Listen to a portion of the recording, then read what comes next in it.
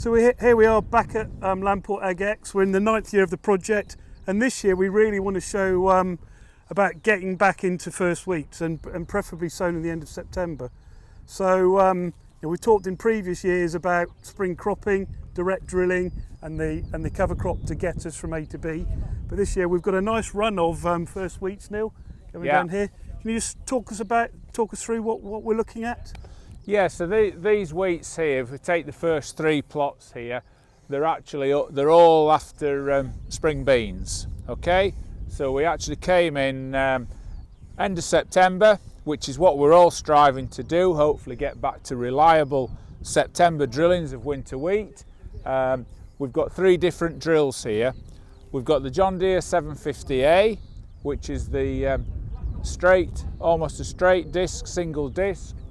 We've got the Weaving GD, which is the angled double disc, and then we've got the Aitchison, which is the tine drill. So 3 different drills to look at, Mark, and they've all done a very, very good job. So beyond that, now we've got another 3 plots. What's going on there? Yeah, now what we're doing down the other plots is that you'll know that from previous listenings that we always bang on at Lamport about the importance of getting the crop rotations right. Lots of autumn sown cover crops followed by spring crops. A lot of farmers will come here and they say to us, oh right, yeah, you've got a lovely crop of wheat, would we be okay to put a second wheat back in here? And we would strongly resist that for this site with this amount of grass weeds.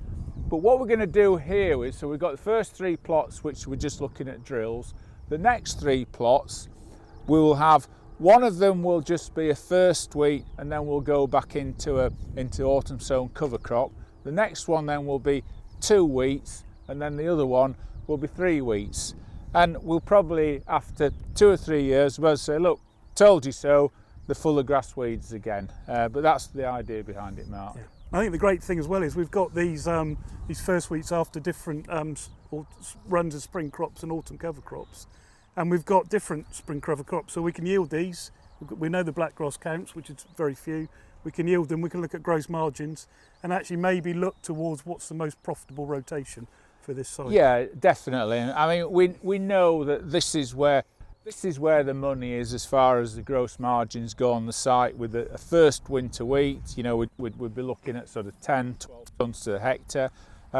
We have also found though, but when we've done previous costings, that our cover crop followed by spring wheat has also done, respectable, not the sort of headline gross margin that this has, but it's certainly washing its face and doing a fantastic job in controlling our grass weeds and helping contribute towards improving soil health. Yeah, I think that's the important bit, isn't it? If we're going to be able to do this, hopefully 1 year in 4 by doing the right things before, what are the most profitable things to do to get to this stage? And that's where the challenge is, finding the non-cereal break crops to allow us to get the first wheats in. And if you can still grow oilseed rape, and we've not been successful for 3 years now on this site, if you can grow rape, then fantastic, but we're finding that pulses are fitting the bill quite nicely on this site, and the oats as well are doing fairly well. I think also, you said non-cereal, actually,